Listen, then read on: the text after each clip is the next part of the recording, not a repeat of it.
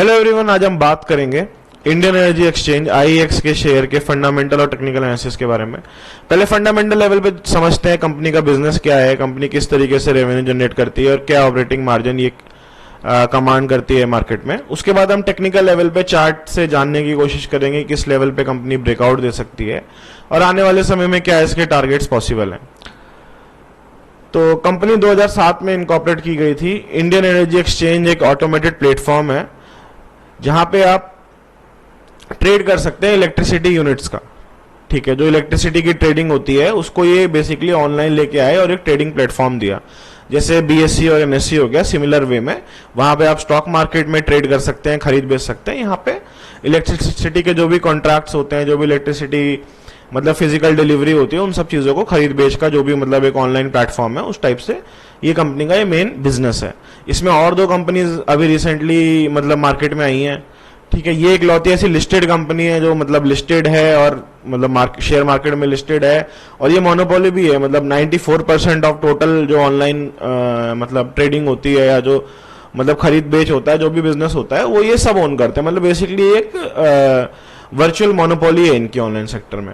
अभी डेटा के हिसाब से सिर्फ 7% ऑफ द जो मतलब इलेक्ट्रिसिटी है वो ऑनलाइन ट्रेड होती है। आने वाले समय में ये नंबर 40% तक जा सकता है। आने वाले समय मतलब आने वाले 5 से 10 साल की बात हो रही है। जब भी मैं किसी शेयर के फंडामेंटल में बात करूं तो वो लॉन्ग टर्म के हिसाब से ही वैलिड होता है। ठीक है, अगर नंबर्स पे बात करें, 14,500 करोड़ का मार्केट कैपिटलाइजेशन, एक स्मॉल कैप की कंपनी है। आगे आने वाले समय में अगर अच्छा करती है तो अच्छा खासा स्कोप है इसका ग्रोथ का। 160 रुपए के प्राइस पे ट्रेड कर रहा है। 300 रुपए के लगभग का इसका ऑल टाइम हाई है, वहां से 50% कंपनी गिर चुकी है। इस कंपनी पे एक रेगुलेटरी चेंज का ओवरहैंग है, उसके बारे में अभी थोड़ी देर में बात करेंगे। ठीक है, स्टॉक का पी 41 है, थोड़ा सा हाई साइड में हम बोल सकते हैं, बट कंपनी मोनोपोली कमांड करती है मार्केट में, तो इस वजह से इनका पी जस्टिफाइड है इस लेवल पे। 10 का बुक वैल्यू है, प्राइस टू बुक लगभग 16 गुना है, जो कि बहुत ज्यादा है अगर हम किसी इंफ्रास्ट्रक्चर या किसी और सेक्टर की कंपनी की बात करें। बट यहाँ पे मतलब बुक वैल्यू बहुत ज्यादा रेलेवेंट नहीं हो जाता है इस फील्ड में, क्योंकि ये सिर्फ एक टेक्नोलॉजी प्रोवाइड कर रहे हैं।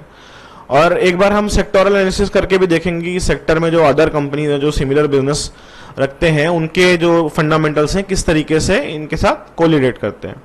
ठीक है, डिविडेंड यील्ड इस सेक्टर का सबसे ज्यादा है। अभी रिजल्ट्स अनाउंस हुए हैं, 2 रुपए 40 पैसे या 2.5 रुपए का डिविडेंड इन्होंने अभी अनाउंस करा है, जो कि 160 रुपए के प्राइस के हिसाब से काफी सही ठीक ठाक हेल्दी डिविडेंड है। ठीक है, आरओई 40% का, आरओसी भी बहुत अच्छे नंबर्स पे था, अभी विजिबल नहीं है, अभी रिजल्ट्स अपडेट हुए हैं तो कुछ टाइम में आ जाएगा। बट ये दोनों नंबर्स काफी ही एक्सीलेंट है। कंपनी बहुत ही अच्छे तरीके से ऑपरेट हो रही है, लगातार रेवेन्यू बढ़ रहे हैं और प्रॉफिट्स भी अच्छे खासे पोस्ट कर रही है। डेप्थ 0 है, ऑलमोस्ट निग्लिजिबल आप देख सकते हैं। ठीक है, बाकी सारे जो मतलब नंबर्स हैं काफी ठीक ठाक है। अगर हम पी रेशियो देखें, जो 5 साल से 2017 से कंपनी लिस्टेड है, 5-7 साल का जो मीडियन है वो 38 के आसपास निकल के आता है और 40 के आसपास ये ट्रेड कर रहे हैं। एक टाइम पे कंपनी का पी 100 के आसपास चला गया था जब ये ओवर वैल्यू थे। आज के टाइम पे काफी अच्छा करेक्शन और ठीक ठाक साइडवेज कंसोलिडेशन के बाद प्राइस वाइज भी हम देखें तो अच्छा खासा कंसोलिडेशन कंपनी दिखा चुकी है और फंडामेंटल्स काफी अच्छे होने के साथ साथ रिजल्ट्स भी इनके लगातार काफी अच्छे आ रहे हैं। ठीक है, प्रोज एंड कॉन से ऑटोमेटेड ही होते हैं, बट वही सारी चीजें हैं। कंपनी डेप्ट फ्री है, आरओसी 41% का है 3 साल में, जो कि बहुत ही एक्सीलेंट है। डिविडेंड पे आउट हेल्दी है। ठीक है, कुछ जो ये बुक वैल्यू की हमने बात करी, बट ये ऑटोमेटेड जनरेटेड होते हैं तो हम इससे बहुत ज्यादा मतलब पिक्चर ड्रॉ नहीं कर सकते हैं। एक बार पीयर कंपैरिजन जरूर देख लेते हैं। 41 का पी ये कमांड कर रहे हैं, 42 का ऑलमोस्ट, और 52 का पी इनका सेक्टर में जो एक मीडियन हम एवरेज निकाल के ले चल सकते हैं। ठीक है, बुक वैल्यू 15 का है इनका और 14.2 का एवरेज है, तो ठीक ठाक मतलब फेयरली वैल्यूड है। कोई ओवर वैल्यूएशन हमें यहाँ नहीं दिखता है। जैसे एमसीएक्स है, 236 का पी कमांड करते हैं, तो उस हिसाब से जो मतलब वैल्यूएशन है वो एक फेयर है, क्योंकि ये सब मोनोपोलीज होती हैं कंपनी की। मतलब जो भी कंपनीज यहाँ लिस्टेड है वो मोनोपोली है अपने सेक्टर की। जैसे बीएससी हो गया तो इनके साथ एनएससी अभी लिस्ट नहीं होगा तो एनएससी मतलब ये डुओपोली हो गई। एमसीएक्स अपने सेक्टर की मोनोपोली है। ऐसे इंडियन एनर्जी एक्सचेंज भी अपने सेक्टर की मोनोपोली कंपनी है। इसी वजह से ये इतनी हाई वैल्यूएशन जस्टिफाई कर सकते हैं और अभी ये अपने सेक्टर के सबसे लोएस्ट पीई पे अवेलेबल है। ठीक है, अभी रिसेंटली इनके नंबर्स आए थे, highest ever revenues, highest ever profit, highest ever EPS के साथ बहुत ही अच्छा कंपनी जो है फंडामेंटली बहुत ही स्ट्रांग है, सारी चीज़ें बहुत अच्छी चल रही हैं, रिटर्न्स को अच्छे तरीके से यूज़ कर रहे हैं, लगातार प्रॉफिट जनरेट कर रही है, कहीं से भी कोई कमी नहीं दिखती है। ऑपरेटिंग प्रॉफिट मार्जिन भी बहुत अच्छे हैं, 86% का ऑपरेटिंग प्रॉफिट मार्जिन, क्योंकि इनका मेन बिजनेस तो मतलब ब्रोकरेज ही है ना, मतलब जो ट्रेडिंग फीस ये लेते हैं, मतलब इनका कोई फंडामेंटल ये कुछ मतलब सर्विस ही तो प्रोवाइड कर रहे हैं ना उस तरीके से, तो बहुत अच्छा ऑपरेटिंग प्रॉफिट मार्जिन है। ठीक है, एक बार शेयर होल्डिंग पैटर्न और देख लेते हैं, उसके बाद कंपनी के डेवलपमेंट्स पे बात करेंगे। तो FIIs ने लगातार अपना स्टेक जो है रिड्यूस करा है, पब्लिक ने लगातार ये शेयर भरा है, इसी वजह से जो पब्लिक के पास जो इतना सारा मतलब ये फ्री फ्लोट पड़ा हुआ है, इसी वजह से शेयर में मूवमेंट नहीं दिखता है। जैसे जैसे आगे आगे चीज़ें क्लियर होंगी, जो इनके ऊपर मतलब ओवरहैंग चल रहे हैं वो क्लियर होंगे, तो हो सकता है FIIs अगेन से इसमें स्टेक लेना चालू करें और ये पब्लिक से जो शेयर होल्डिंग मतलब 30-35% की होती थी, आज जो 60% की हो गई है, वापस यहाँ से आधी होती हुई दिखे हमें, और तब ये शेयर अच्छे खासे मल्टी बैगर रिटर्न्स देने की कैपेसिटी रखता है। DIIs ने दूसरी तरफ लगातार अपने स्टेक में इंप्रूवमेंट की है पिछले 4 क्वार्टर्स में। ठीक है, LIC का 5% का स्टेक है इस कंपनी में, काफ़ी अच्छी कंपनीज ने इस मतलब काफ़ी अच्छे म्यूचुअल फंड्स ने इसमें स्टेक ले रखा है।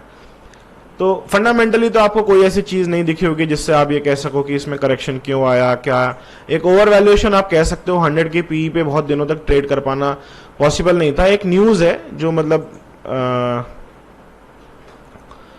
जैसे company first power exchange listed by CERC first spot trading electricity and renewable energy certificates. ठीक है, ये तो इनका काम हो गया, मतलब जो ये करते हैं। इनका जो मेन USP है वो है एफिशिएंट प्राइस डिस्कवरी, ये इनका USP है। बाकी भी ट्रेडिंग प्लेटफॉर्म है, बट इनकी जो प्राइस डिस्कवरी है वो सबसे बेहतरीन है। इनके जो प्राइजेस होते हैं वो दूसरे मतलब दूसरे एक्सचेंजेस हैं उनके लिए एक तरीके से लैंडमार्क होते हैं कि ये प्राइजेस चलते हैं उस तरीके से, मतलब ये लीडिंग प्लेयर हैं।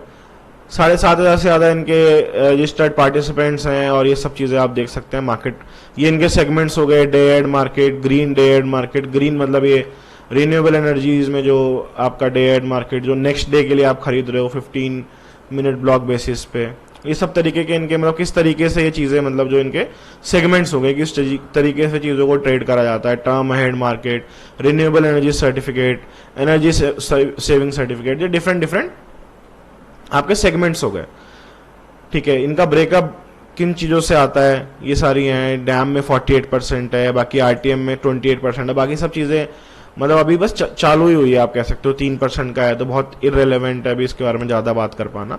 बट आगे जाके ये चीज़ें इंप्रूव होंगी। लाइक जो इंडिया में टोटल ऑनलाइन ट्रेडिंग ही 7% की हो रही है, जो टोटल मतलब जो एनर्जी की ट्रेडिंग हो रही है उसमें जो ऑनलाइन पार्टिसिपेशन है वो सिर्फ 7% का है अभी, तीनों एक्सचेंजेस को मिला के, जिसमें 94% का शेयर ये खुद ही ओन करते हैं, इसीलिए मोनोपोली है। और 99.9% in day ahead market and RTM, जो ये 28% और ये 48% का रेवेन्यू ब्रेकअप है, इसमें 99.9% ये खुद कमांड करते हैं। तो इसी वजह से जो मतलब CERC ने कपलिंग के लिए जो ओवरहैंग इसके ऊपर चल रहा है उसके बारे में भी 2 मिनट में बात करते हैं। तो और जो 2 एक्सचेंजेस हैं वो ये हैं PXCL और HPX। ठीक है, ये 2 एक्सचेंजेस हैं, ये अभी नए एक्सचेंज खुला है ये HPX। तो दो और हैं, मतलब ये भी बैक्ड हैं भाई BSE, PTC India, Asia bank. 2022 में ही चालू हुआ है, अभी मतलब नई कंपनी है, धीरे धीरे करके अपना एक्सपेंशन करेगी। इन्होंने हाँ अपने बिजनेस को डाइवर्सिफाई करने के लिए गैस एक्सचेंज भी मतलब चालू करा है। जैसे ये एनर्जी एक्सचेंज है, इलेक्ट्रिसिटी की ट्रेडिंग होती है, वहाँ गैस के कॉन्ट्रैक्ट्स और सिमिलर चीज़ों की ट्रेडिंग होगी। तो जो ये इसमें इन्वेस्टर्स हैं उसमें NSE है 26%, काफ़ी अच्छे मतलब स्टेक उन्होंने उठाया। गेल का 5% है, ONGC, Torrent gas, Adani total, IOCL। तो इनसे इन्होंने इन्वेस्टमेंट उठाया और काफ़ी मतलब काफ़ी रेनाउंड पीपल हैं, ये जो रेनाउंड कंपनीज हैं जिन्होंने इसमें पैसा डाला है। गैस एक्सचेंज अभी चालू करा है फाइनेंशियल ईयर 2022 में। धीरे धीरे ये भी पिकअप होगा, ये भी इसके रेवेन्यूज में और इसके जो प्रॉफिट्स हैं इसमें भी इसी टाइप के ये मतलब जो ऑपरेटिंग प्रॉफिट मार्जिन है वो कमांड कर सकते हैं। तो ये आगे जाके काफ़ी अच्छा इनके कंपनी की ग्रोथ के लिए काफ़ी अच्छा स्टेप हम देख सकते हैं इस टाइप से। हाँ, तो मार्केट कपलिंग जून 2023 में गवर्नमेंट ने ये रिक्वेस्ट करा था CERC से कि मार्केट कपलिंग का प्रोसेस जो है इनिशिएट किया जाए और स्टेक होल्डर्स के साथ डिस्कशन किया जाए। अभी फाइनल डिसीजन नहीं आया है, बट डिटेल्ड एनालिसिस मतलब चल रही है कि क्या स्टेक होल्डर्स के साथ क्या पॉसिबिलिटी होगी। कपलिंग में बेसिकली क्या होगा, जो बाय और सेल ऑर्डर्स हैं वो एक जगह मतलब एक्यूमुलेट होके जो उसके रेलेवेंट या जो नियरेस्ट या जो भी एकदम, जैसे मान लीजिए मैंने IEX का शेयर 160 रुपए में खरीदा और आपने बेचा, तो मेरा और आपका ऑर्डर सेम अगर वैल्यू का होगा, मैंने 10 खरीदे आपने 20 बेचे, तो उसके 10 मेरे को मिल जाएंगे, आपको उसके पैसे मिल जाएंगे। उस तरीके से चीजें चलती हैं। मतलब ये हो गया आपका ऑर्डर टू ऑर्डर मैच। ये अभी सिर्फ सिंगल एक्सचेंज में होता था, जैसे NSE और BSE में ऐसा नहीं कर सकते कि NSE में आपने खरीदा और BSE वाला आके आपको बेच जाए, ऐसा है नहीं। बट ये लोग ऐसा करना चाहते हैं, जो कि प्रैक्टिकली थोड़ा सा टफ होगा। कैसे एक्सचेंजेस के बीच में मतलब सेटलमेंट होगा, और जो लोअर एक्सचेंज है जिनके पास इतना ज़्यादा मार्केट शेयर नहीं है, वो कितना इनको कमीशन पे करेंगे फॉर सेटलमेंट, वो सारी चीज़ें वो अभी डिस्कशन में है। जो इनका हायर मैनेजमेंट है वो कहता है कि पहले भी एक बार CRC ने स्टेप उठाया था, बट वो फिर फिजिबल नहीं था तो मना कर दिया।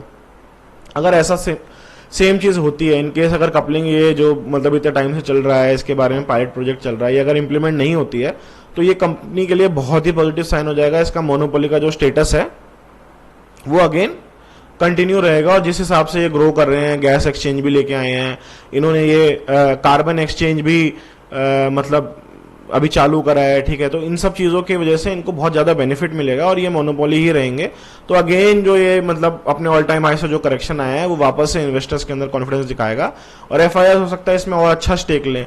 बट अगर हम वर्स्ट केस लेके चलें कि नहीं, अगर कपलिंग इंप्लीमेंट भी होती है, तो जो कंपनी 90-95% का मोनोपोली अभी कमांड कर रही है, हो सकता है उसका 10-20% का मतलब जो बिजनेस है वो इधर उधर चला भी जाए। बट जिस हिसाब से हम देख रहे हैं कि 7% ही अभी ऑनलाइन में ट्रेड हो रहा है, आगे जाके अगर वो 7 से 20% भी हो जाता है, तो ये जो मतलब जो रेवेन्यूज अभी क्वार्टर में 120 करोड़ के हैं, यही रेवेन्यूज जो है इनके 500 करोड़ के लगभग हो सकते हैं, क्योंकि इनका शेयर तो बढ़ ही रहा है, साथ साथ मतलब जो इलेक्ट्रिसिटी का ऑनलाइन जाना है वो बढ़ जाएगा। तो उससे इनके रेवेन्यूज पे, इनके ऑपरेटिंग प्रॉफिट मार्जिन्स पे, क्योंकि जो आपके ऑलरेडी कस्टमर्स हैं आप उनके साथ प्रीमियम भी चार्ज करेंगे ना।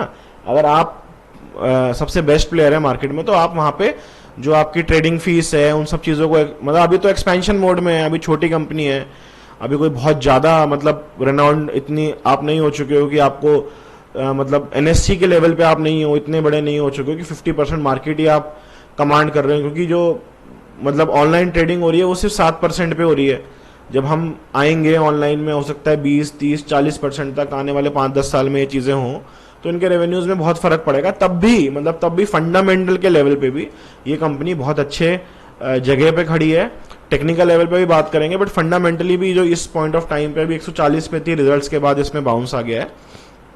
रिजल्ट्स काफ़ी अच्छे थे और डिविडेंड भी डिक्लेयर करा है, वो भी एक पॉजिटिव साइन होता है इन्वेस्टर्स के लिए। अगर कपलिंग इंप्लीमेंट भी होती है तो भी आगे जाके इस कंपनी के लिए ग्रोथ बहुत ही मतलब साउंड है कि होनी ही होनी है, अच्छी खासी और वेल रन कंपनी है, लगातार प्रॉफिट बना रही है, नई नई चीज़ों में डाइवर्सिफाई कर रही है, ठीक है। तो ये कंपनी आगे जाके अच्छा करनी चाहिए मेरे हिसाब से। फंडामेंटल्स में कोई खराबी नहीं है, कुछ नहीं है। एक आध जो न्यूज़ है जहाँ से उसका मोनोपोली स्टेटस में थोड़ा सा डेंट आ भी सकता है, अगर वो हुआ भी तो जब तक अनसर्टेनिटी रहेगी तब तक ये साइडवेज मार्केट में या बार बार उस न्यूज़ पे गिरता रहेगा। टेक्निकल लेवल पे बात करें तो ये एक बार यहाँ पे गिरा था लास्ट टाइम जब न्यूज़ आई थी, फिर दोबारा ये न्यूज़ आई थी तो दोबारा से कुछ मतलब उन्होंने कोई एक डिस्क्लेमर आया था, कुछ आया था कि उन्होंने पायलट प्रोजेक्ट स्टार्ट करा है, फिर दोबारा से गिरा था। तो इस चैनल में पिछले 1.5-2 साल से आप देखो तो चल रहा है। अभी इस चैनल के आसपास 160 रुपये का इसका रेजिस्टेंस है, 60 रुपये के प्राइस पे रेजिस्टेंस है। इस रेजिस्टेंस को तोड़ के जाएगा तो हम आगे सोच सकते हैं कि क्या इसमें प्राइस मतलब रेजिस्टेंस या टारगेट हो सकता है। पहला टारगेट तो 200 रुपये का होना चाहिए। उसके बाद देर सवेर अगर ये कपलिंग का ओवरहैंग खत्म हुआ तो हम दोबारा से ये 270-300 के लेवल पे आएंगे, बट इसमें थोड़ा टाइम लग सकता है। बट जो पहला टारगेट है वो 200 रुपये का हमको दिखता है यहाँ से, ठीक है। 200 रुपये का टारगेट आप यहाँ से कंसिडर कर सकते हैं अगर हम टेक्निकल लेवल पे इस 170 रुपये के रेजिस्टेंस को, 160 रुपये के रेजिस्टेंस को डिसाइसिवली ब्रेक करें। आज की भी अगर आप कैंडल देखोगे तो इसने काफ़ी तगड़ी मतलब वॉल्यूम के साथ, वॉल्यूम तो नहीं कह सकते, काफ़ी तगड़े हाई से सेलिंग देखी गई। मतलब यहाँ से आपने इस लेवल को ब्रेक करा, उसके बाद क्लोजिंग में आप वापस उसी रेजिस्टेंस के आसपास क्लोज हुए हो। एक रनअप भी दिखा चुका है, तो हो सकता है इसके आसपास कुछ टाइम बिताए, उसके बाद ब्रेकआउट आए। रिजल्ट्स अच्छे हैं, सारी चीज़ें इसके फेवर में है, कपलिंग की कोई न्यूज़ है नहीं। बार बार जब ये इस लेवल को तोड़ने की कोशिश करता है, अगेन कपलिंग की न्यूज़ आ जाती है और फिर से धड़ाम गिर जाता है। तो कोई trading advice, buy sell recommendation नहीं है। मेरे खुद के पोर्टफोलियो में शेयर है, आगे गिरेगा तो मैं और एक्यूमुलेट करने के बारे में सोचूंगा। लॉन्ग टर्म इसका बहुत अच्छा मतलब ग्रोथ स्टोरी विजिबल है। स्मॉल कैप की कंपनी आगे जाके मिड कैप, लार्ज कैप हर चीज बनने की कैपेसिटी रखती है। 90% की मोनोपोली कमांड करना किसी भी मार्केट में कोई छोटी बात नहीं होती। तो ये सारी स्टोरी है।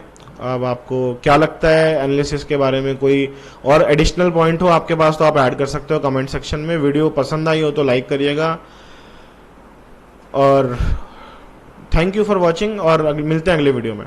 Thank you.